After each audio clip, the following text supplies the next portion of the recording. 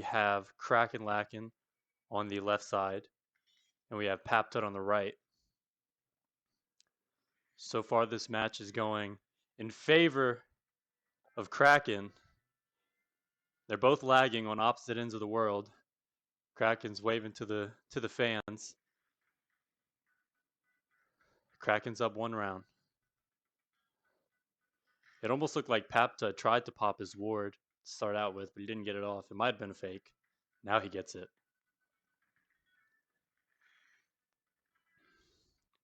He goes in for the lunge. He connects. Kraken has no more ward. Seems like both of these guys, they're trying to take advantage of the latency and try to lunge for each other. Server is on US East. Somehow connects through his sword.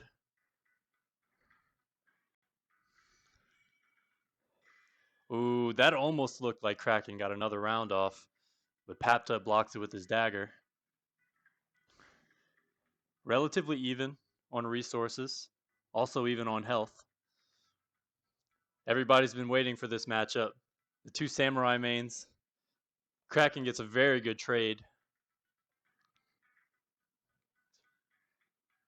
Kraken's really focusing hard and trying to keep his awakening up, and it pays off. He still has his health bar, and Papta doesn't. Ooh, that's a really good trade for Papta, and he still has his edge breaker here. He has the edge. He also has well, they both have daggers left. All it takes is 1 lunge, though. Kraken gets 2 rounds. If he can go undefeated so far, this is going to be really good for Black Lotus.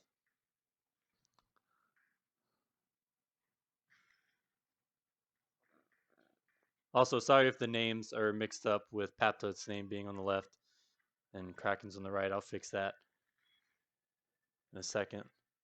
Kraken, Papta really wanted to get that dagger out of the way, but Kraken avoided it. He does a little fake lunge to try and scare him off. Ooh, Papta, he calls his bluff.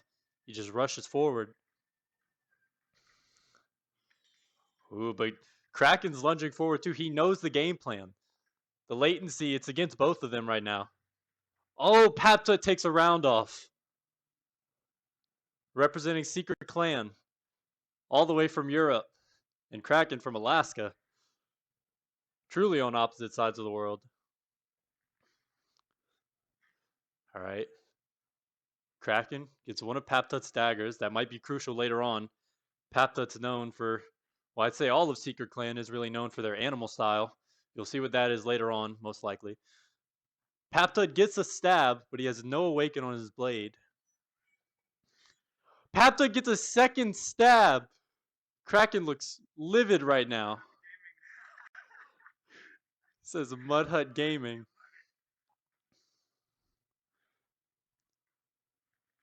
So whoever wins this, they're going to have 2 rounds taken off of them already. So the next person who gets sent in for the losing guild surely won't have that tough of a time taking 1 round. Goes underneath. They're both looking for stabs at this point. They're not really looking for trades. They want to end this quick.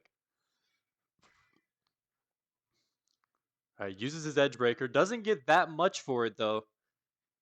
Papta tries to bite back with his own edge breaker. He doesn't use it, and he gets a better trade. Papta is down a dagger though already. Alright, daggers have evened up.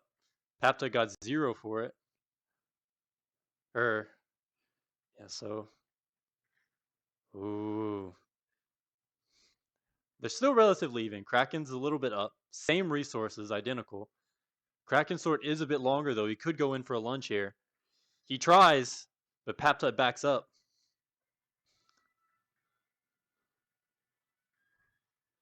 Kraken has his health bar. Papta tries for a lunge. He really wants to end this before his sword can get any shorter than that.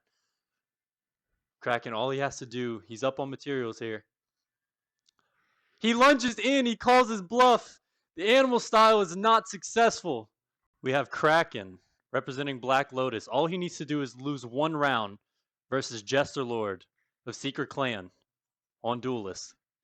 Secret Clan sending in their heavy hitters early. Jester playing Duelist, one of his most comfortable classes, and he's against Samurai of all classes. All he has to do is get one body tap, and Black Lotus loses this round because the rounds carry over from the last match. This is looking terrible for Kraken. He really needs to clutch up. If he loses one round without taking any off of Jester, that would be terrible for Black Lotus here. He lunges. He takes a lot of damage in the process. This is looking hopeless. This looks like it's going to be a quick round. Jester has all the advantage. He tries to go low. Kraken blocks it. You almost think that he has to try and lunge in here if he wants to stay alive. He's taking so much damage. Jester trades it for the dagger. Kraken has no more materials left. He bows. There is still a chance. There is always a chance. Oh, Jester, just like that, within one round, takes out Kraken. Execution style. We have Smokey GT on Barb. Now we have to keep in mind, everybody knows how Smokey plays Barb. This is in the Forge, so Barb is drastically different here. You could see he's struggling to maintain his awakening. Both players, they have 3 lives remaining, so it's the first one to 3 rounds here. That's a pretty good trade from Smokey, actually. I would say he's up on material here, but that dagger that Jester has could come into play later. Jester wraps around the top. That is the perks of playing Duelist. Smokey uses his second wind and his ward. He's only left to his critical parry, and he does not get a good trade for it. Jester's smart, though. He knows that a body tap could come in at any moment. Smokey doing a good job of zoning him off, faking a lunge, that way Jester can't pop his second wind that easily. Jester gets a decent trade there. Smokey still has a full sword, though. This could be dangerous. He tries to swipe over the top, but Jester crouches down. He does block it, and he has his critical parry. All he has to do is play defensive here to win this round. Smokey tries to lunge over top, and he gets it. Good round from Smokey, taking 1 life off of Jester. You could tell Smokey's very animated right now. Smokey's really gonna, he's already used his edge breaker. That's his main tool of moving quickly with Barb in this Forge update. Jester's taking a lot of damage because of it too. He uses his, deals a fair amount. They've traded edge breakers now, but both have plenty of health left to play with. Oh, Jester's really reading whenever Smokey's going in for a stab. He's reading it well. He's taking the health advantage.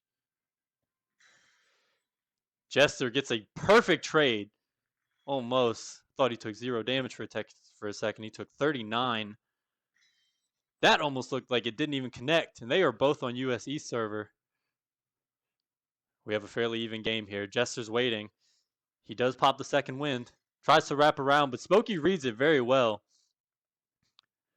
They both have a critical parry, but that dagger, how Jester uses it will be pivotal to this round. Smokey tries to go over top. Jester reacts. Just in the nick of time with the dagger. That could have just saved him the round. Smokey's sword is longer. He tries to go in for a lunge. They trade. Okay, who can get a better trade here? Smokey can move as fast as he wants to get a body tap, but if he does, he loses all awaken. Jester takes 0 damage there. That's critical. Jester, he's poking, he's prodding. He gets the damage he needs to tie up this match 1-1. This is looking like a better game than I think most people would have expected here. Smokey playing Forge Barb and doing pretty well with it.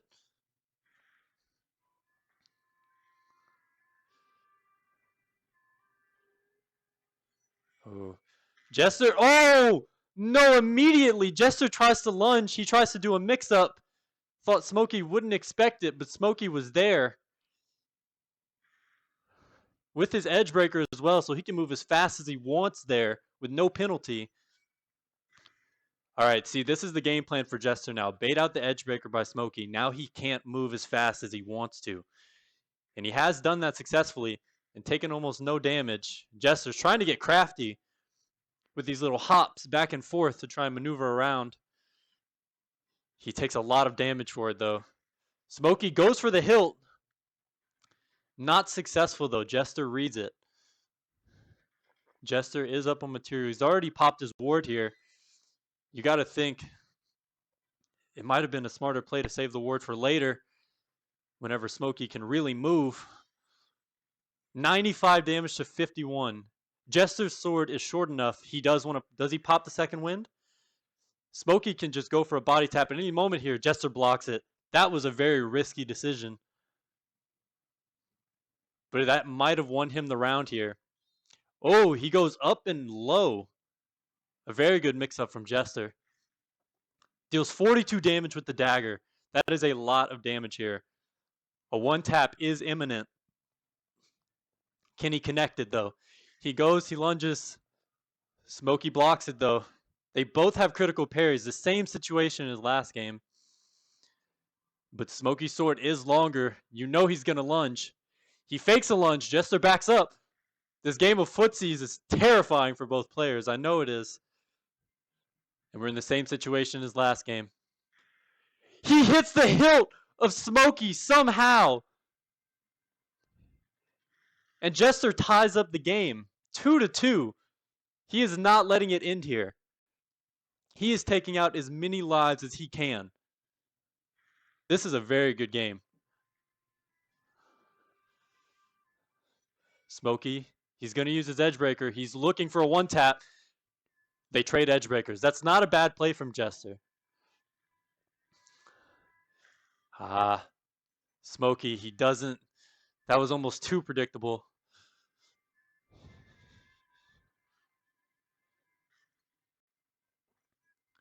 It seems like Smokey is moving at the perfect speed with Barb right now to maintain his awakening. He fakes low. He tries to go over the top. He gets a lot of damage for it, but he also takes a lot of damage. We're even on health and resources. Jester pops the ward just in case. It was a good decision as well. It just saved him one tap. He wraps around what Duelist is known for. Wraps around the big sword of Barbarian. Smokey using the Cone of Death, and it goes through. Smokey takes down Jester in a 3-2 win. Logan, a newcomer, on to the Broken Edge scene, playing for Secret Clan here. All he needs to do is take one round off of Smokey to eliminate him. Not many people know much about Logan, but from what I hear, he does have the chops to back up playing in this tournament. Logan, he's wow, Smokey, that was a very risky lunge over the top.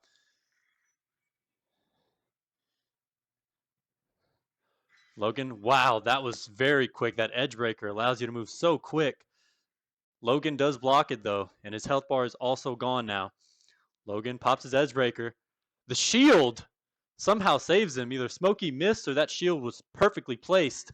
Smokey tries to go over the top, but Logan reacts well. He still has an edge breaker, 2 axes, a shield. He has plenty of resources, and all Smokey has is a parry. That was a good ward pop from Logan. Saved his life, potentially. He's threatening the axe. All right, Smokey has no more resources now. How well can Logan block this next attack? How well? The shield saves him again. Very good shield placement. Logan, all he needs to do is block it. He does. What a great reaction from Logan. Smokey has no more blade left to play with. But Smokey gets the hit. You almost think that Logan should have taken out his second axe there. Smokey jumps. Wow, that was something. Smokey's taking one round. All Logan has to do is take one round. Wow, that was very close. That axe just saved him from near death. Smokey gets a hilt touch, but Logan wins on the awaken.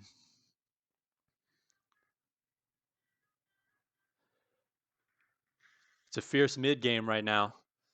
Logan has less health but more resources, and how he uses them can sway. Oh, wow. The latency just kicked in, even though they're both on US East. Oh.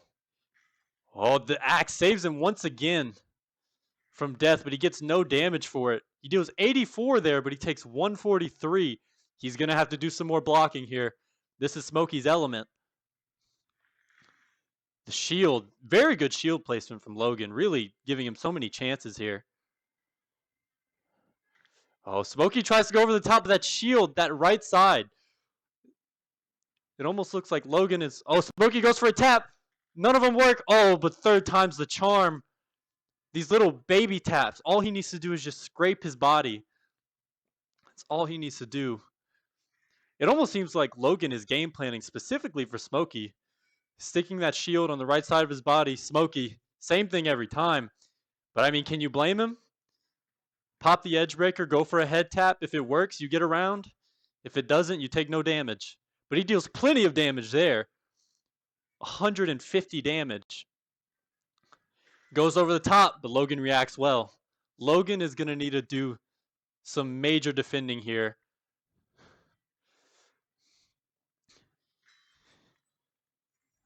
He's already down to his critical parry. He needs to pop his second wind here if he wants a chance. He's not popping it. He goes for the two axes. If he connects with this blade, this would be crucial. The shield saves him. Wow. Smokey hits the handle. Okay, edge breaker's off the table.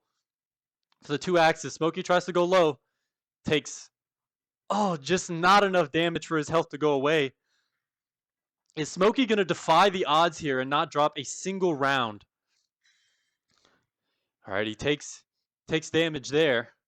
Logan saves his second win for this moment. You almost think he has to get a kill now, while Smokey hasn't popped his second win. He's faking, he's lunging. Oh, he backs up. Tries to go around, but Smokey, he's all over it.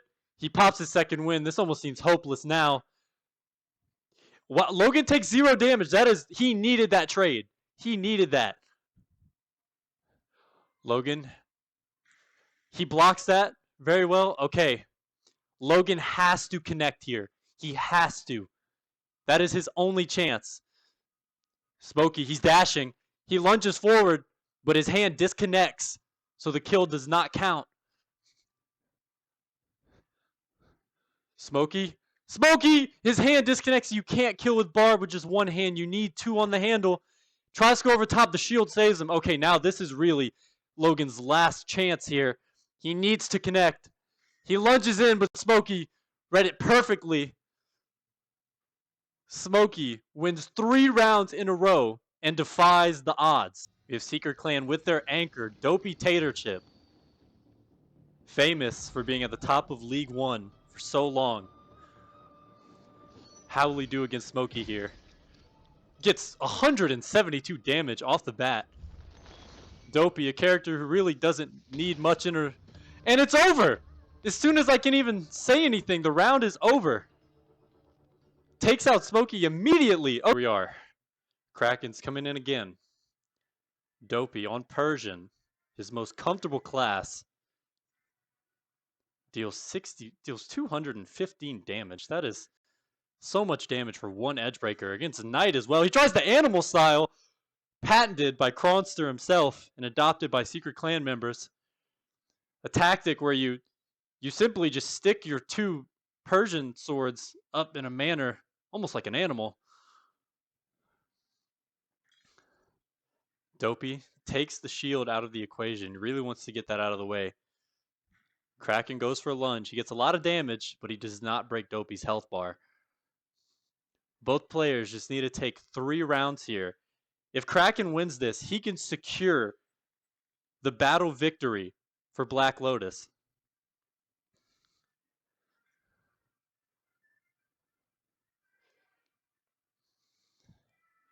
Dopey. He's being very patient. He's so patient. He's just standing right in front of Kraken, and Kraken's waiting for a lunge, but he's waiting for Kraken to lunge in as well, just so he can counterattack at the perfect moment. Dopey pops his second win. He's being safe here. All he needs to do is get animal style! Animal style! Oh. So close. He gets the shield out of the way, though.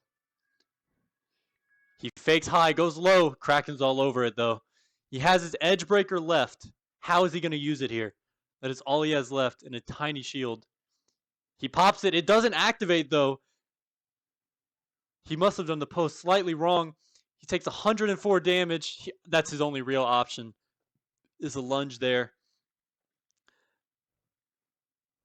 And Dopey seemed pretty convincing for most of that match that he had control.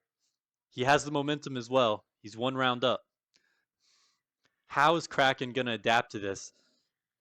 He doesn't. He simply doesn't. Dopey just lunges in. Such a good mix-up. Dopey, also known for his sometimes questionable internet connection, that might have played a part in that kill just now. We're not sure. Regardless, this is as fair of a match we're going to get. Dopey's 2 rounds up. Kraken. Dopey uses his edge breaker, and Kraken deals more damage.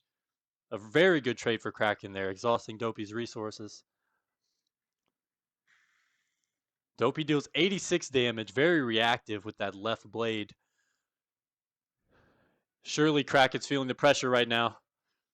He's playing against an opponent with a questionable internet connection who's also very good at the game. And all that opponent has to do is take 1 more round, and then it goes to a final game. But Kraken can end it here if he reverse sweeps. He gets a perfect hilt shot. Dopey tries to wrap around, but Kraken backs up just enough. He's plenty ahead in the lead in this round. All he has to do is not get body tap. He pops his ward for that exact purpose. He has 2 more interactions on that ward. He has a full sword as well. Dopey, he's looming. He's looming. He gets the body tap right through the dagger and the shield. Dopey fakes left. He goes right. And it's over. 3-0. Dopey, in true anchor fashion, he is holding down the fort. Battle of Battlegrounds. We have Dopey Tater Chip as the anchor for Secret Clan on your left. And we have Flippit on the right side playing as Viking. Wasn't sure if he was going to make it today, but he comes in last second in an attempt to try and save his guild from going into the losers bracket. These are 2 very good players, the cream of the crop of the players in this game.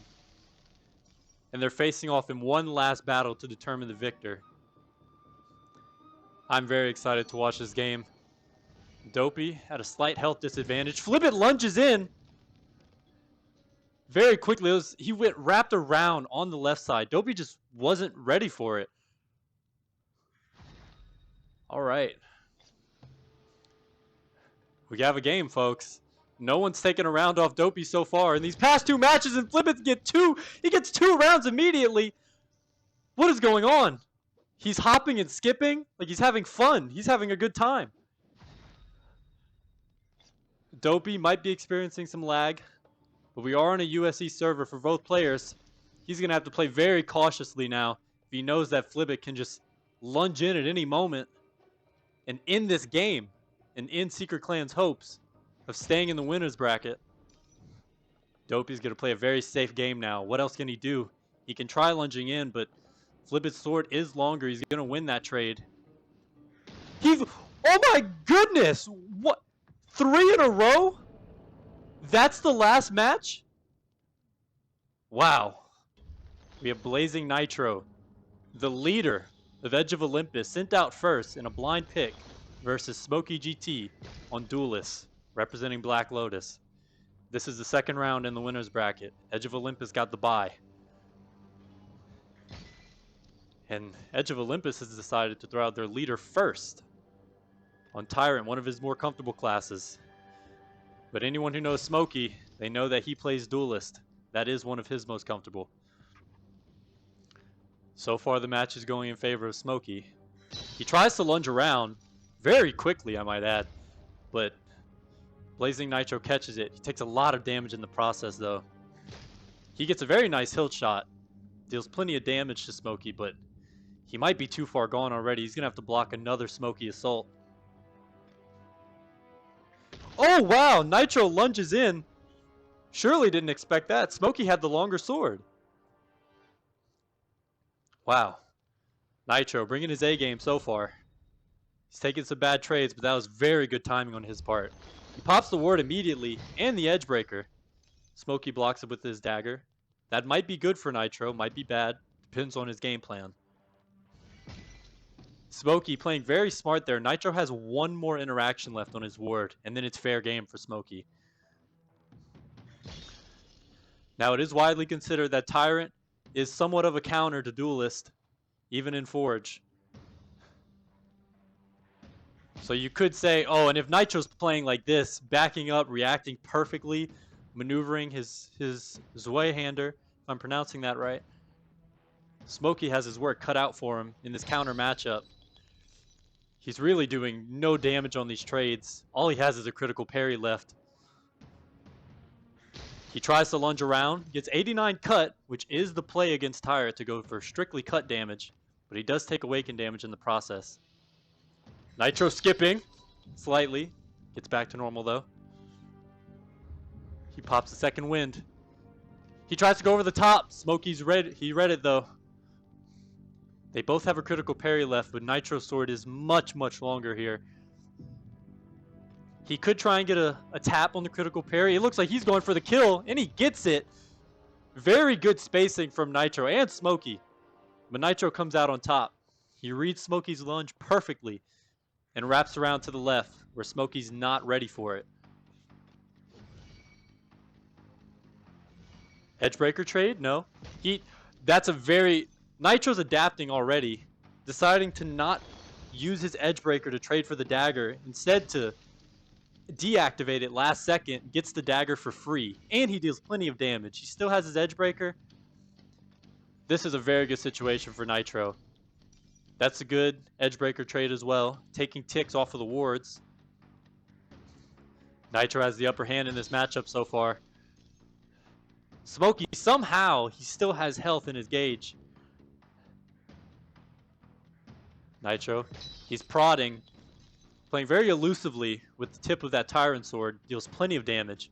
Smokey has to pop his second win. Nitro's taunting him, sticking out his sword. He recovers to get some semblance of awaken, but Smokey deals plenty of cut. Nitro still has his whole sword. He stabs! Smokey tries to go in for the lunge, but Nitro's sword is just longer. This is why Duelist is a tough matchup against Tyrant. Edge of Olympus wins the first blind pick. We have Aaron on the left side, and we have Blazing Nitro on the right. Aaron subbing in for Black Lotus, and Nitro is subbing in. Well, not subbing in, he's staying in for Edge of Olympus. Nitro put on a good showing in that first round, didn't get a single round taken off of him. I think everybody knows that Tyrant is one of Aaron's most comfortable classes, if not the most. And Aaron is a good player. Nitro is going to have to change his playstyle quite drastically. He's not going to get Aaron lunging in at any random moment like Smokey, who is a threat in his own regard. They both lose their health bars, but Nitro has a significantly shorter sword. Aaron has the reach advantage. He tries to lunge in. No cigar. Nitro does get a good block. They both pop second wind. Pretty even game so far, but Aaron does have plenty more resources. Nitro just waltzes in and takes a big chunk off of Aaron's sword. It almost looked like Aaron let that happen. See, Aaron's sword is longer. He goes around and he gets it. One round to Aaron.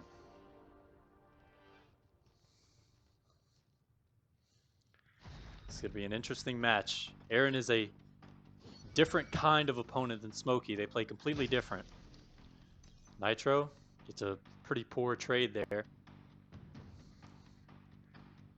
Let's see. They both threaten Edgebreaker. Wow, Aaron doesn't use his though, and he takes almost no damage in exchange for Nitro's Edgebreaker. Very good play from Aaron. Maintains his awakening well. Aaron is really in control of this match so far. He's using little feints and little switch-ups with his half-sword and grip on Tyrant to Dude, ooh. Man, Nitro almost thought he really was close there with the lunge. But Aaron, he catches it last second. Aaron goes for the edge breaker, his patented. Nitro does block it, but at what cost, though? Takes what seems like thousands of damage. Goes over the top, deals 43, but takes 250 in return. But it doesn't matter because he has his critical parry. Aaron still has his whole... I was going to say he had his health bar, but I guess he doesn't now. Nitro, his sword is shrinking. His opportunities are waning, and it's gone. Just like that, Aaron has secured round 2. Right in the throat. Wow, can't believe I just said that on live. Nitro's going to have to do a big comeback here. He's going to have to do a very big comeback. He's going to have to change how he's playing. Because so far what he's doing isn't working. Now that has given him a favorable trade. Sticking his sword in the ground so Aaron can't as accurately predict where the sword path is going to be. He's sticking with it. Takes 67 damage though. Does not get rewarded. Aaron is just maintaining his awakening so well.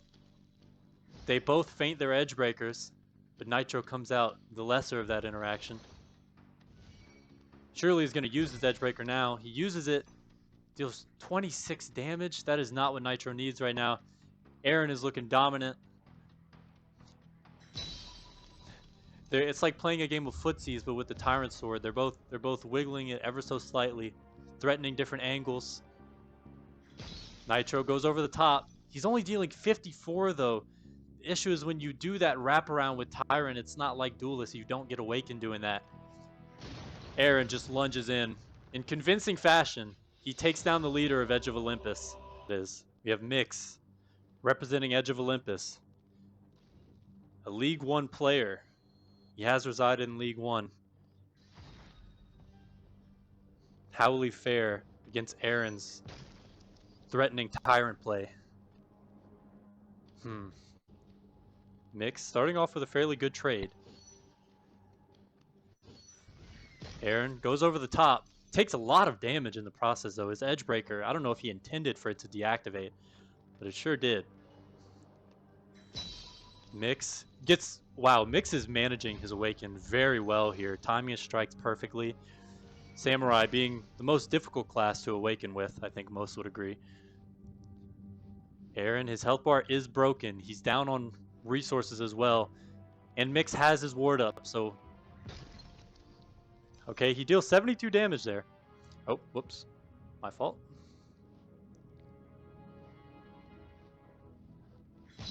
Here, let me... Boom, boom. There we go. Alright, Mix's health is gone now. I would say he's still up on resources, though. But Aaron goes right for the hilt. Gets the hilt touch.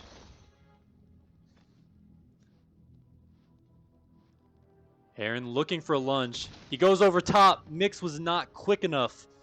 He was going to use his dagger to try and either stab or block, but fortunately he just wasn't quick enough.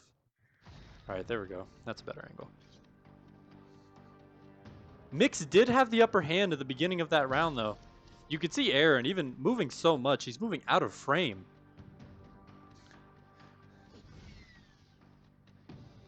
Mix, he's threatening.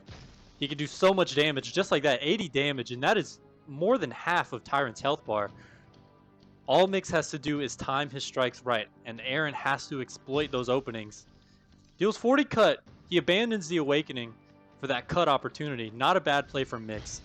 Aaron tries to go over top. He deals 131 damage combined. He uses Edgebreaker, but now they're even on health.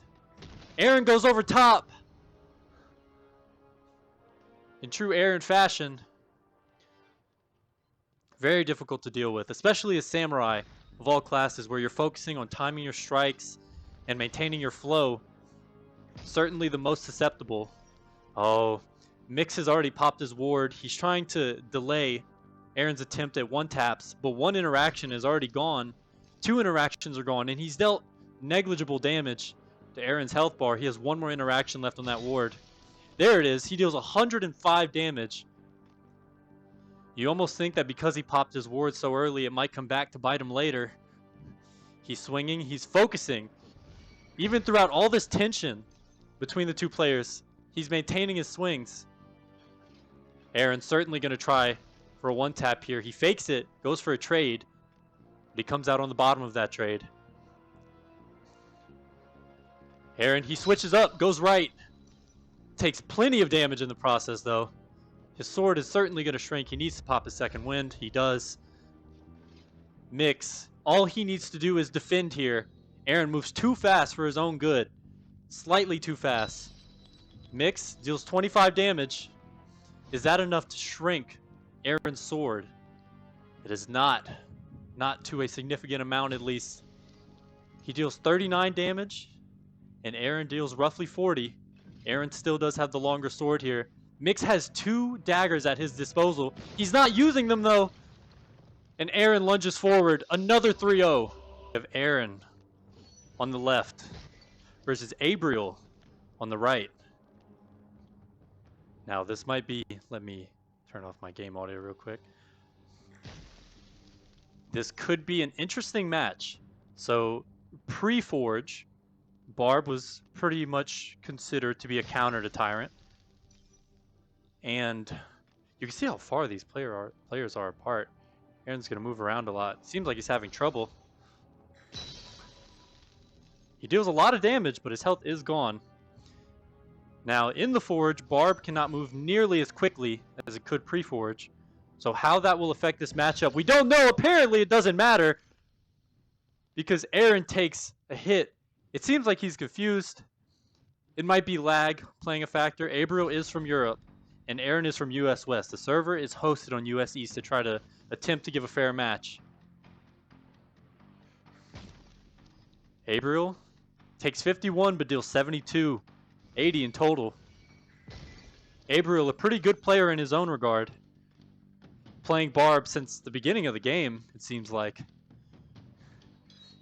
That's not a bad play from Abriel at all, actually. Aaron was charging, and a good way to stop that charge is to reset the interaction. Even if you don't get the kill, not a bad idea from Abriel. So far, he's up on health. About even on resources, deals plenty of damage. 63. Abriel looking convincing in this match. Takes 67 damage there, though, for his 7. I could tell Abriel's feeling the lag. Aaron surely is as well. He deals 22 damage there. Just as soon as Abriel seems like he has the advantage, Aaron adapts. He's adapting to that overhead swing that Abriel is doing multiple times in a row. Aaron, he's backing up. He's lowering his blade. He lunges in, deals 220 damage. Abriel has to get a body tap here. That's his only way through. He deals 10 damage and he takes that much. This is his last interaction here. It seems hopeless. Tries to go over top. No cigar. He tells Aaron, please hit me. You won that round. Fair and square. We're tied 1-1. This is a good match so far. The first person to take a round off Aaron. Aaron lunges forward. Deals 165. Abriel surely used to pre-forge Barb, moving that quickly. Abriel tries to go over top, but the same move. Top right shoulder. Abriel's left and Aaron's right. Aaron using all of his play space there to lunge in, negating that ward. Abriel, same attack. Top right shoulder. He needs to try something different. Aaron is reading it. Aaron, a little bit laggy for both players, I'm sure. But it's pretty convincing that Aaron had the upper hand there. Aaron is up 2-1 here. Tries to go over top. Deals 5 damage for his edge breaker. This is not looking good for Abriel. Aaron tries to go for a kill, it seems like. But regardless of if he gets it or not, still does almost 200 damage. Alright, Abriel's overhand swipe. It works that time, dealing about 70 damage. That is a big chunk of Tyrant's health bar.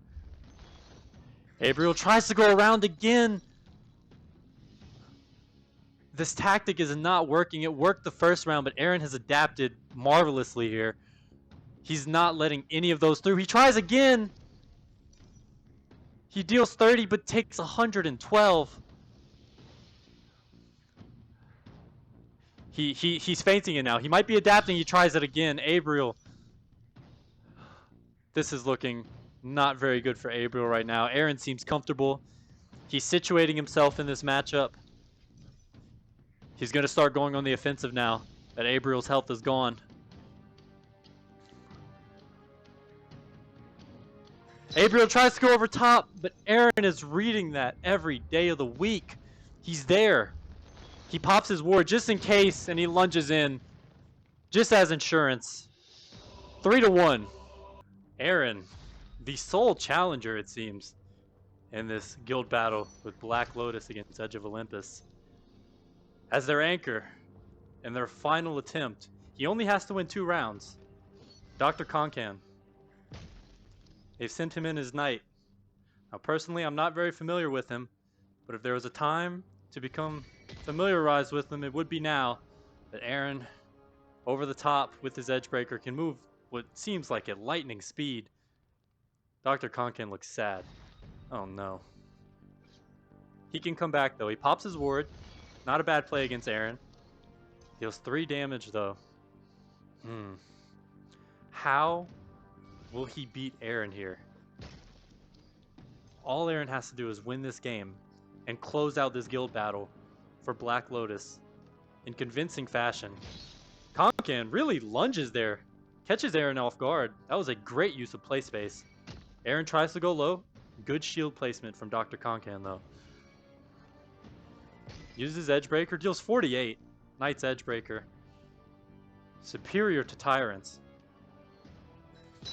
Aaron tries to go low.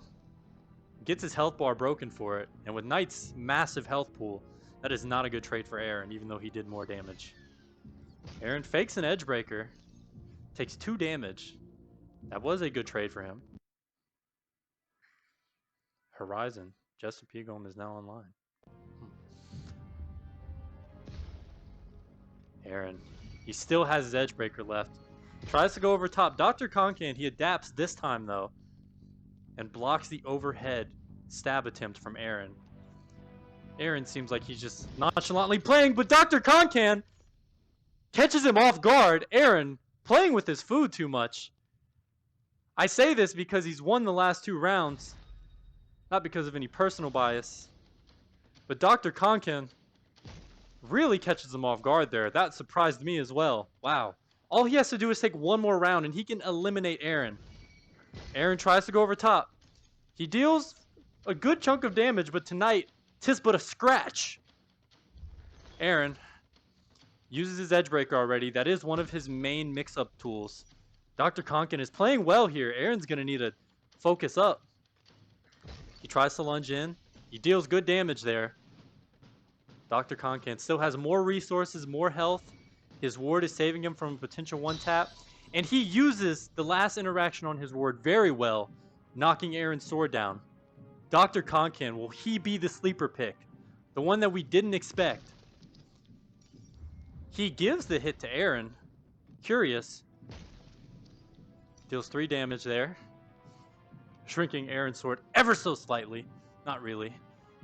Dr. Konkan, he really needs to play defense here. He's so far in the lead, all he has to do is play defense. If he can block these attacks, Aaron tries to do a spin move. Dr. Konkan takes 113 damage. Tries to pop his second wind immediately. No!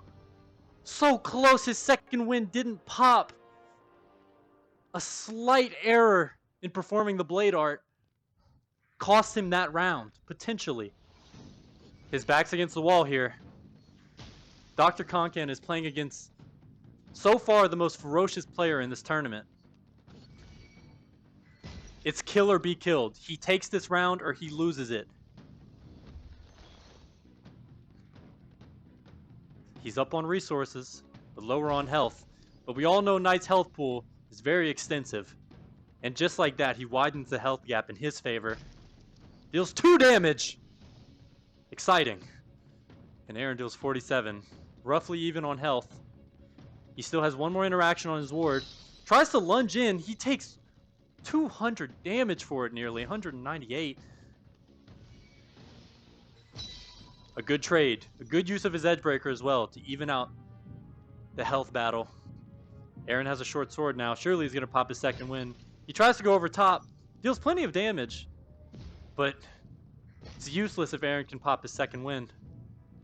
Alright, Aaron's taking some damage there, but not that much. Konkan really has to use this dagger to its full extent. Has to block a hit. He deals 2 damage. That was not the hit he needed with that dagger. He has to block a hit from Aaron now, and Aaron can move as fast as he wants. He blocks it! He does block it. Okay, Konkan has a chance now. There is a chance. Aaron pops his ward. He takes 0 damage. That's an interaction off of Aaron's ward. That could come in clutch. He deals 72, but he takes 68. Konkan has to win this trade. He has to hit him right now. He has to hit him twice because of his ward. Konkan's shaking his head. He doesn't believe in himself. That's actually a very smart play from Konkan. He wastes an interaction. Is he going to lunge? Aaron's reacting. He gets him! He gets him! Oh my gosh! Konkan knocks Aaron out. Oh my goodness! So clutch. In the perfect moment. We have GG145 representing Black Lotus. I'm going to commentate quick. God, I still need to recover from that last round with how exciting that was. Konkan, if he loses 1 round, the person on the left here, if he loses 1 round, it's over for Edge of Olympus and all their hopes for beating Black Lotus.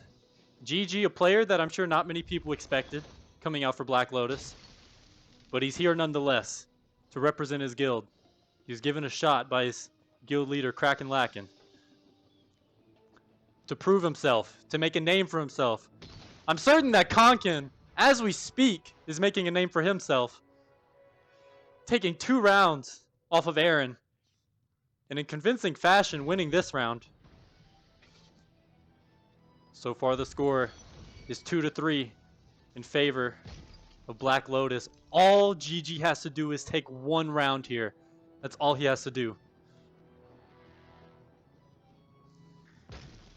He deals 2 damage with the sort of circle attack. Samurai's Awaken. He takes the dagger out. He's looking for the kill, but Konkan is just backing up so much, using his play space very well. Both of these players are on US East. This is about as fair of a match you're going to get. Konkan lunges in again. He's so quick. You could tell that GG was reacting to it, and he saw it coming, but Konkan just moved too quick with his lunge. 2 rounds up. Can he bring us to a Game 7?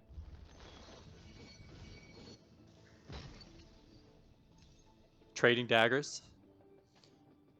I would say that benefits Samurai more than Knight because it has another dagger. But he tries to give away the second one. Konkan doing too much damage. His edge breaker has been spent though. GG. He gets hit in the body. Konkan. Dr. Konkan. His lunges are deadly right now. And he's winning every trade as well. This just seems like a landslide in his favor. Dr. Konkan deals 103 damage to GG's 1 damage. He pops his second win, rightfully so.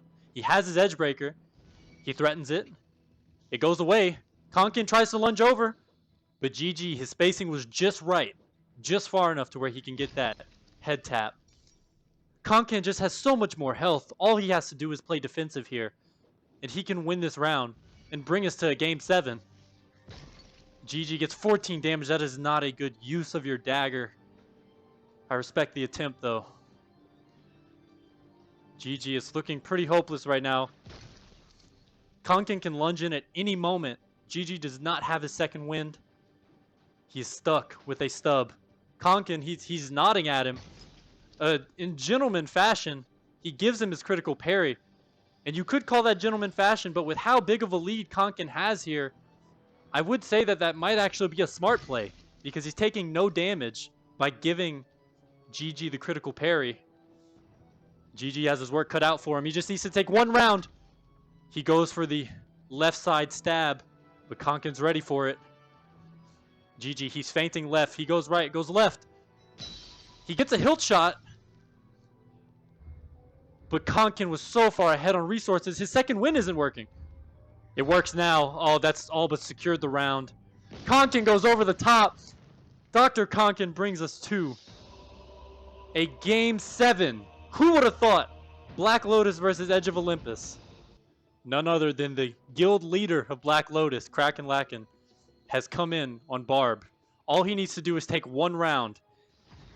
And Konkan has to defy the odds and beat Black Lotus's guild leader 3 times in a row. And it's over! Just like that! Oh my goodness! Good game, I guess. Oh man. I should say the only battle of the losers bracket. Oh shoot, my bad. 1 second. We have Blazing Nitro on the left, and we have Dopey Tater Chip on the right. So we've seen how both of these players have played already. We've gotten a glimpse. So now, it's how will they adapt? And I'm sure both of them have been watching the stream when they weren't playing. So who is going to adapt to the other player? Who's going to get that first round lead? Dopey uses his Edgebreaker, but doesn't get much damage for it. Against Tyrant, no less. Dopey lunges in. He's really trying to get to that hilt with Persian. He's trying to almost ignore Awakening and just get as much cut as possible. Tries to go around. Nitro reads it well. Reads it very well. Dopey. He sticks 2 of them out. He deals plenty of damage in the process. Nitro forced to pop his second wind. Dopey does not give him the opportunity. This is not an anime. You do not have time to pop your special move. Dopey lunges in and interrupts Nitro. Very well done from Dopey. Nitro's his Edgebreaker. I'm not sure if he wanted it to pop there, but it didn't. And he took a lot of damage because of it. It pops that time, but the damage he does is almost negligible. Dopey, he's hopping back and forth. Oh, that was so close to connecting with the right side of Dopey's head from Nitro, but Dopey just barely gets a piece of the hilt. But those are the kind of exchanges that you need as Persian if you want to win against Tyrant. And Dopey is achieving them excellently right now. He does animal style! Oh my goodness, the fabled animal style. What do you do against that? It's the intimidation factor. Intimidator on Hall of Fame. What can you really do? I feel bad for any poor soul that has to encounter the animal style of Dopey and Kronster. Papta has also started to adopt it. It's a menacing strategy, indeed. Alright, Edgebreakers have been traded.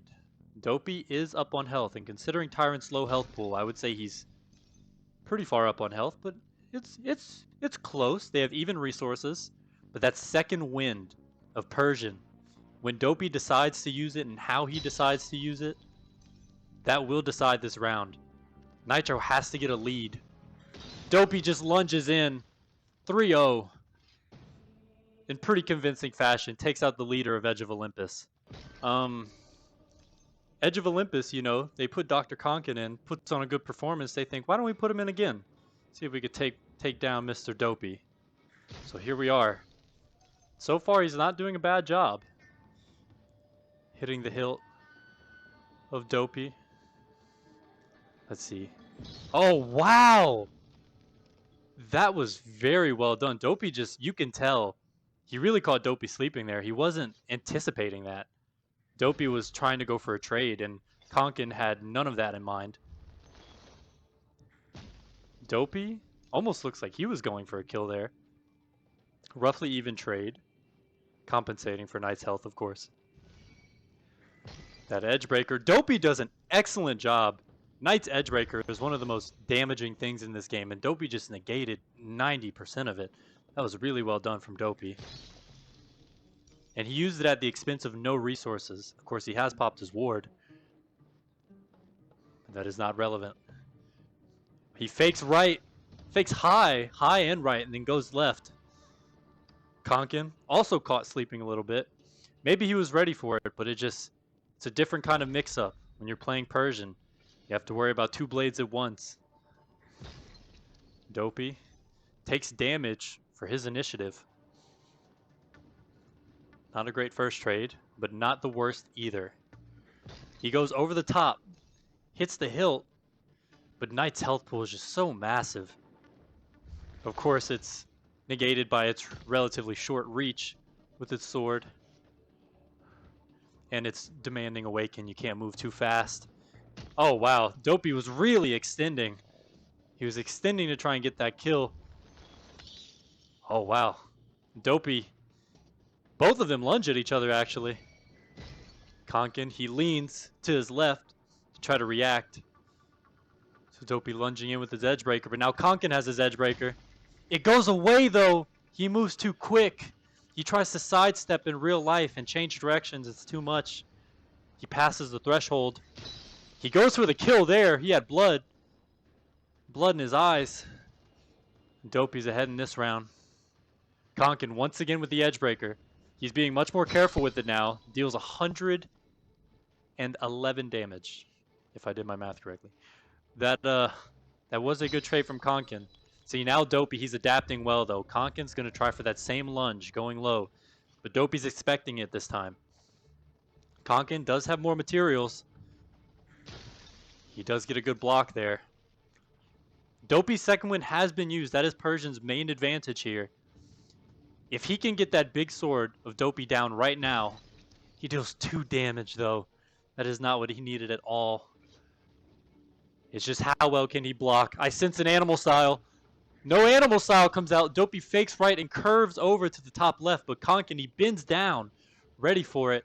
He has a full sword. He tries to go up top, but Dopey is all over that one. Konkan, he has a shield, but I don't know if it'll provide him with much use since there's no ward in play. And Dopey, in true Dopey fashion, he skipped a tiny bit. He's skipping. He skipped a tiny bit as he lunged towards Konkan. You can see his ping symbol, his latency symbol at the top left. All right. Konkan, he's put on a pretty good showing so far, though. Blocks out with the shield. That is a well-placed shield indeed. He's waving his sword up and down. He tries to lunge in, find the gap between Dopey's 2 weaving swords, but he couldn't find it. He does deal pretty good damage, though. He has his edge breaker. He uses it successfully. Dopey negates a lot of it, though. That could have been much, much better for Dr. Konkan. He pops his ward. Dopey's threatening him enough. Just Dopey's presence, the threat of the one tap, is making Konkan pop his ward so early in the round. That might come back to bite him later. I'm a fortune teller, trust me. It will.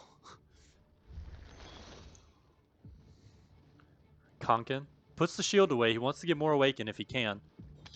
Tries to go over top, but Dopey just efficient with his movement, straightforward down the middle. Oh! That was a very interesting use of play space from Konkan.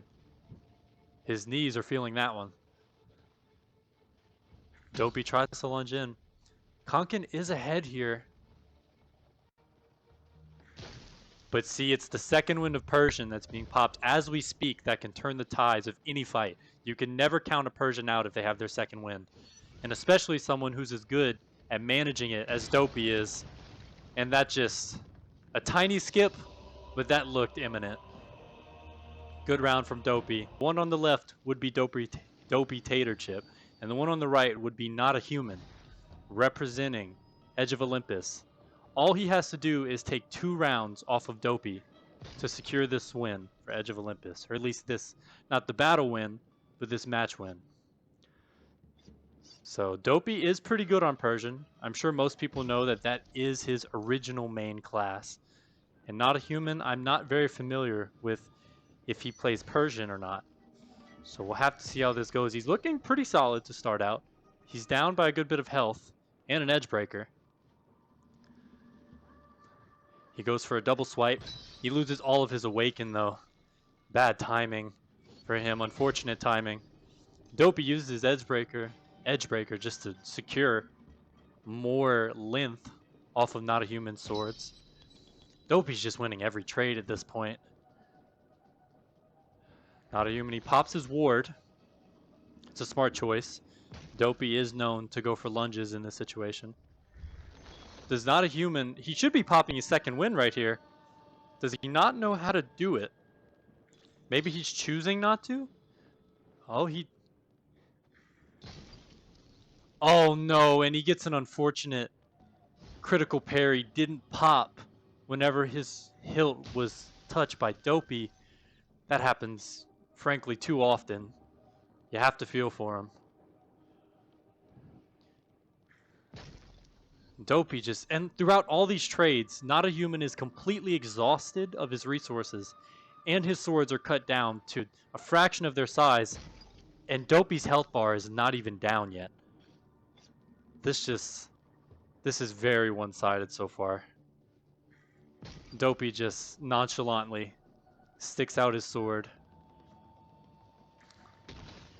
1-0 for Dopey. Can Not a Human adapt to how Dopey plays? And if I had to tell you how Dopey plays, it's just solid. Very solid across the board. Solid with multiple classes. You're going to have to try something unorthodox if you truly want to win against Dopey. Something unusual, something unexpected.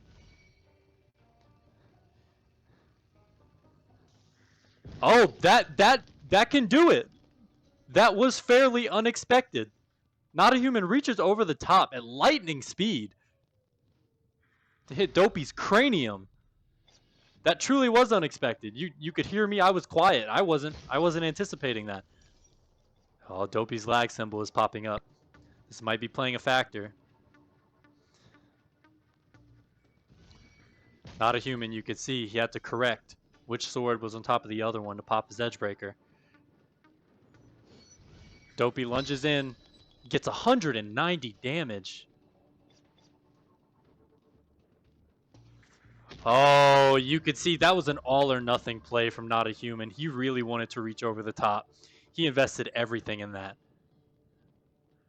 I respect it, but Dopey was just a little bit quicker. Dopey dealing 139 damage. He's just maintaining his awakening better.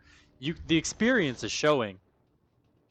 The experience is truly showing with Persian and his awakening. Management of his abilities. His trades as well. Not a Human still has a shot though. If he takes this round, he can knock Dopey out. But he doesn't. His body part flying in the air. Dopey. Now the next person has to take one round off of Dopey. We have Ginger Giant on the left. We have Dopey Tater Chip on the right. All Ginger Giant has to do is take one round off of Dopey. And then he can end this hot streak that Dopey's on. Ending people left and right. And if Dopey 3-0s Ginger Giant here, he ends the entire battle in favor of Secret Clan. Dopey wisely, he pops his ward early. He doesn't want to get body shot because that can spell the end of it all. But Ginger Giant is doing a pretty good job so far. He's already made Dopey exhaust this many resources, and he's taken almost no damage. This is really good stuff from Ginger Giant. Dopey tries to go over the top. Ginger Giant, so smart with how he moves he circles his blade back around over the top. And he does it slowly enough, which is the key, to maintain at least some of his awakening. Very crucial. This is not looking good for Dopey. If he loses this round, he's knocked out. Oh, and he still hasn't knocked off Giant's blade. They don't call him the Ginger Giant for nothing. He still has a full blade. Still has a full blade. Dopey does have a full sword now. But Ginger Giant, he still has his ward saved up for this exact situation. All it takes is about 2 or 3 interactions. 36 damage. The next interaction it could even be 10 damage. And there's still so little chance of Dopey actually body-shotting him. Dopey has 1 chance. This is hopeless. Unfortunately, it appears that Dopey's hot streak has come to an end. It was inevitable. The start was poor. And that's all there was to it. Secret Clan has decided to send in Logan, the newcomer, to redeem himself against Ginger Giant. They both have 3 lives. So if Logan wins this match, if he takes down all 3 of Ginger's lives, he wins the game for his guild. And Ginger Giant, you know, his back is really against the wall. They are down 3-1. He has some major coming back that he needs to do. And he takes plenty of damage there. Not a good start. Every round that Logan can even take off of Ginger Giant is crucial here. Because Secret Clan has 3 more chances. They have Logan and then 2 more chances, I mean. So if Logan can just even take 1 round here, that makes the following people that they send in, it makes it an even easier job for them. But Logan, so far, he's looking like he might not need help. He's looking like he's about to end it here. Still has his health bar. Still has plenty of resources. He fakes. This is very interesting from Logan. He's being very patient. Okay, the shield. The shield does save him. He's being very patient so far. Taking 2 ticks off of both of their wards. He still has his axes if he chooses to use them. He takes 0 damage, though. You don't need an axe if you take 0 damage on a trade. Ginger Giant! He bends down on the ground and goes underneath Logan's blade. Very well done from Ginger Giant. Logan claps it up for him. Sportsmanship at its finest. What will Logan do to adapt now? Fairly even trade, but Barbarian does have slightly more health. Logan's going to have to change up the game plan here. His timing, it's all about his timing. Can he time his swings behind his back and the swings in front of him to coincide just at the right moment when Ginger is vulnerable? Ginger excellently putting his sword behind his back, taking it away from Logan, and baiting Logan into losing his awakening. Very well done by Ginger Giant, but he didn't do it that time, though. Logan takes 4 damage and deals nearly 200. Oh, if not for the barb in Forge, that would have been a kill, surely. Fortunately, you have to adapt your play to Forge. Ginger is not out of it yet, though. His critical parry is popped. He has his edge breaker. Both of them have popped their wards. Logan has so many materials to play with, though. And he gets his hilt perfectly and takes 0 damage. We're tied 1-1. Logan wants to make a name for himself right now. He wants to make a stand and close out this guild battle in this match right now. But at the same time, you have Ginger Giant, who wants to be the anchor that his clan, his guild, they can rely on. It's a clash of wills. Ah, the edge breaker has gone away for Logan due to Ginger Giant's well-timed tap of the handle. Logan's winning this trade, though. He evens up the health. Ginger Giant is out of an edge breaker already, though. Logan, his awaken is dropping. He didn't put it behind his back. He waves at the sword that was stuck into his face. If anything, that can be a testament to how calm he is right now. Possibly. Or maybe the opposite. Ginger trying to play slow, but he sped up at the last moment and lost all of his awakening. He tries to go for a direct kill. He uses what is not an intended game feature, but we'll let it slide this time, I guess. People have been using it for so long, the time you're hit right as your second win, then it regrows anyway, that I'm sure everybody's just used to it by now. Logan, that was very good footwork and very good use of his space. He's faking high. He's being very patient, but Ginger Giant is just as patient here. Logan, he has all the materials. He really should play this safer. He made Ginger Giant use his critical parry. How well can he block this next attack? He blocks it perfectly. He chooses the angle right to get a great hit on the hilt. Very well done from Logan. He's redeeming himself right now. Closing out. Or at least attempting to close out. Edge of Olympus in fashion.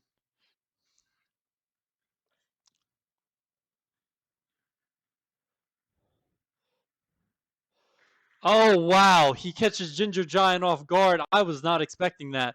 I was expecting a trade to happen. Logan redeems himself.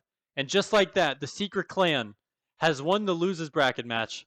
And they will move on to fight Black Lotus in the finals. We have Papta representing Secret Clan. And on the right, we have Smokey GT with, oh man, he's invisible. I hope Papta isn't seeing the same thing that I'm seeing. Oh, I think Papta's seeing it too. Smokey is literally invisible. This could be disastrous. I don't know if Papta wants to play on. It seems like he does. So unless they leave the lobby, he's nodding, so I think he wants to play on. All right, we're going to play it. That ward certainly helps to see. But at this point, this is the situation. Secret Clan, because they're coming from the losers bracket, they need to win 2 entire battles. So this is going to be a long and arduous fight for Secret Clan if they wish to become guild champions and win the rewards. Papta is doing fairly well here, actually, despite Smokey's invisibility.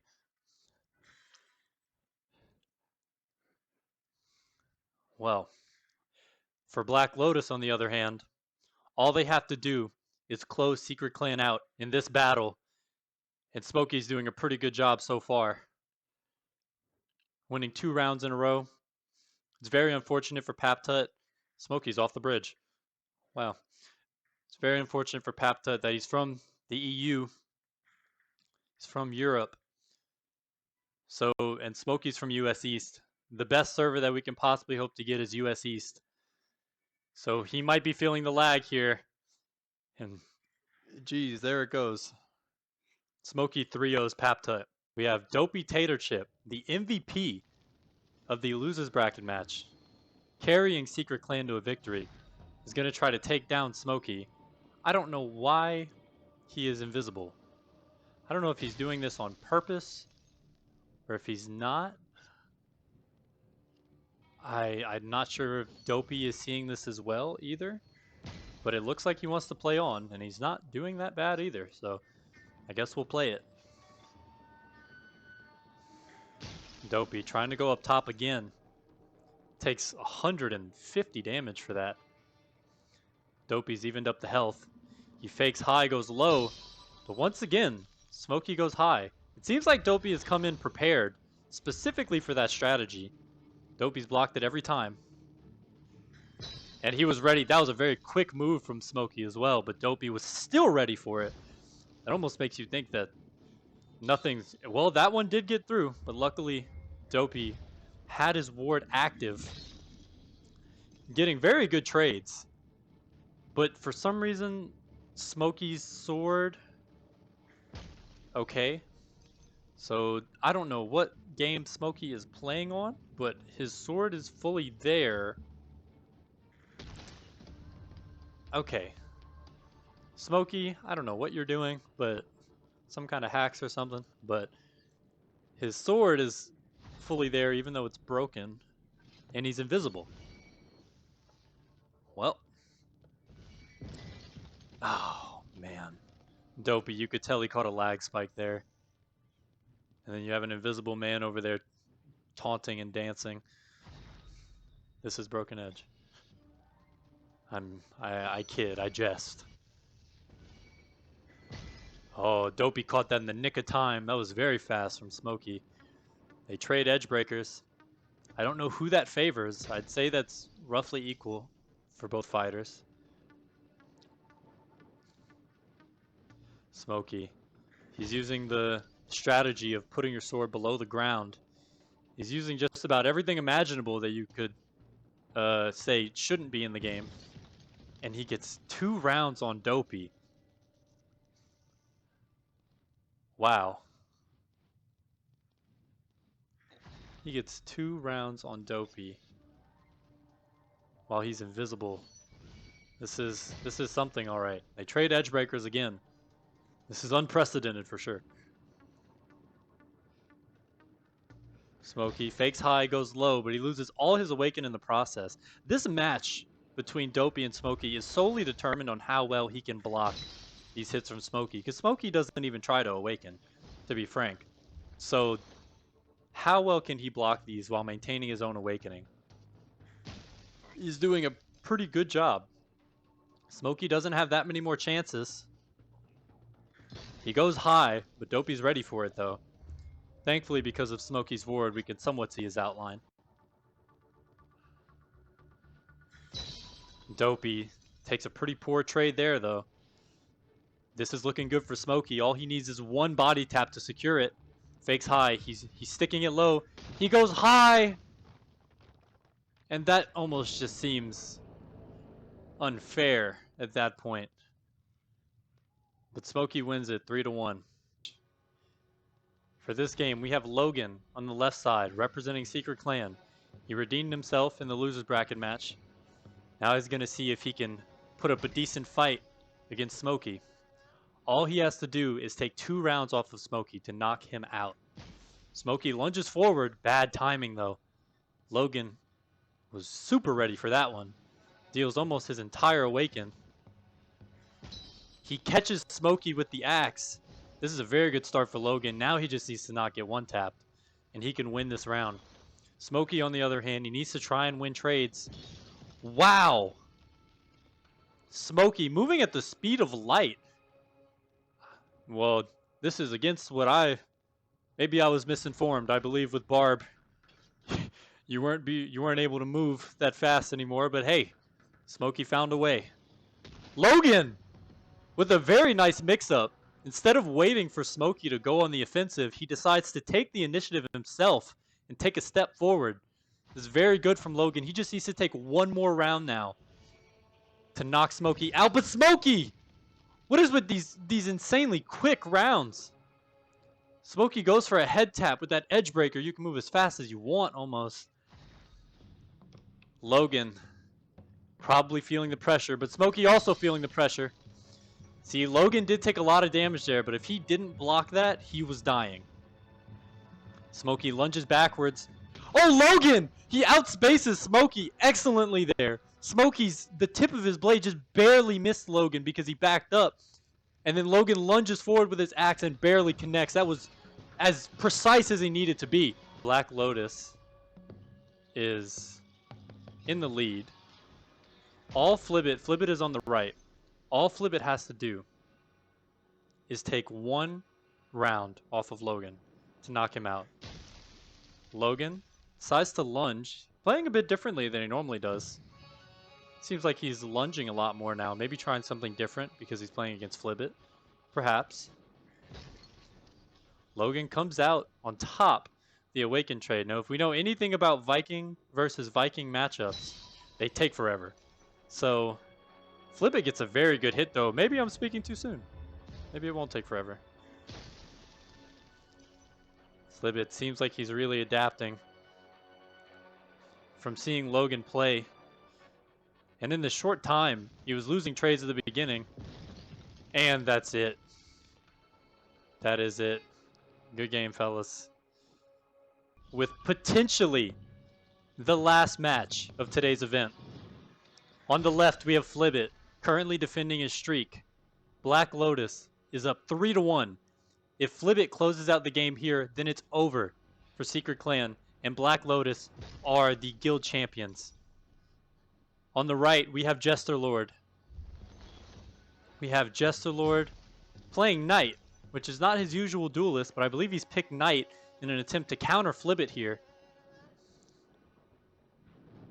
And if Jester, wow, Jester moved at lightning speed there, but so did Flippit, clashing with each other. If Jester wants to even give Secret Clan a chance, if he wants to even give them a chance, he has to win 3 matches in a row, starting with just this round. Every round that goes against Jester is crucial. His back is definitely against the wall here. Flippit baiting a second wind. The shield saves Jester. Jester lunges forward. He gets a piece of the shield, but his dagger goes away for it. Flippit has options. He has 2 axes left. Jester crouches in an attempt for defense. He does block it miraculously. That was a very tough defensive stand from Jester Lord. He still has his edge breaker. That might be his saving grace. He taunts. He's using his play space. Flippit. He sacrifices an axe for Jester's edge breaker, which is a pretty smart trade. Jester tries to go low. He goes over the top. He takes the handle. Flippit has no more axes. This is Jester's chance. Flippit backs up perfectly though, and Jester is left with just a stub. Flippit goes straight for the stub. He doesn't even go for the body. He knows that if he takes the stub, then that round is over. This is very bad. This is looking very bad for Secret Clan, because even if Jester does win this game 3-1, then he has 2 more lives left, and he probably has to face Kraken or Aaron or some other tough player waiting for him. This is not looking good. If Jester wants to win this, he's going to have to reach very deep in his bag of tricks. He wants to even give Secret Clan a chance. Dealing pretty good damage. His health, his massive night health, is certainly helping him. Flippit, lagging a little bit. I'm sure Jester felt that as well. Flippit, looking menacing. Jester tries to go for a stab. Almost connected, very close, but Flippit caught the hilt last second. Jester took a big risk, and now he's behind. He deals 2 damage. Flippit is just doing so well at this point. Timing his swings behind his back and putting it back forward. He feints. They're both feinting so much with their footwork. Jester gets the critical parry off. He's going to need that. Flippit pops his ward accordingly, giving him 3 chances to survive. He deals 100 damage. He gets a direct hilt hit. Surely this is over for Jester. Jester has to stall another turn with his shield in order to survive here. He has to get it hit with his shield, and it's over. Round 2 is in Flippit's favor as well. If Jester Lord wants to win this event for his clan, the Secret Clan, if he wants to become the guild champion, he has to win 3 matches in a row without dropping a round. The pressure's mounting.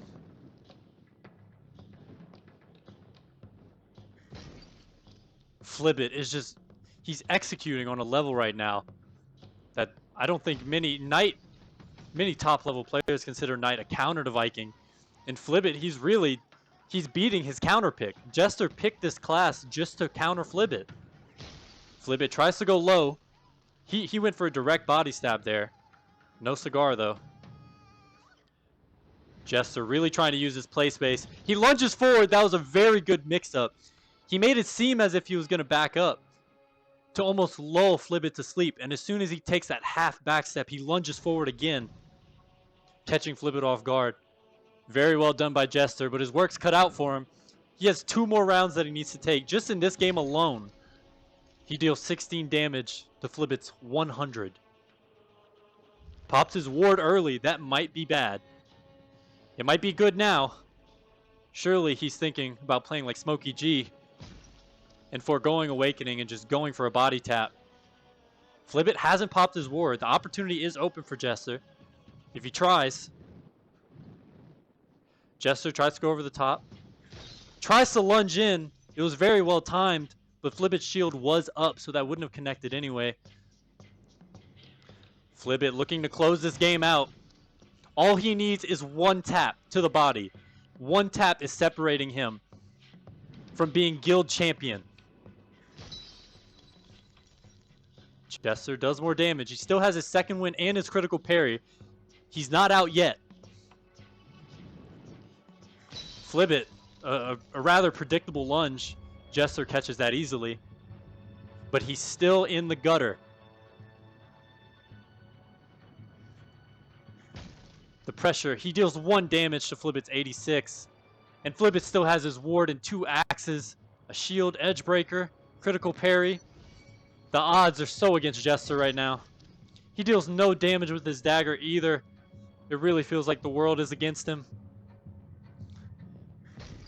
He gets a very good trade though. Very, very good trade. Surely Flippit's going to take out his 2 axes now. All he has to do is hit the handle. He gets a hit on the shield. That'll take a tick off of Flippit's ward. He goes low, but Flippit counters. Hits him with an axe on the head of the axe too at that, so it deals massive damage. Jester has to block this attack. He blocks it. He blocks it with his critical parry. All right. Neither players have critical parry left. They both have a shield, but Flippit is up a secondary. Jester tries to lunge in, but to no avail. Flippit catches the hilt last second. And with that, Black Lotus have become guild champions in the first edition of Battlegrounds.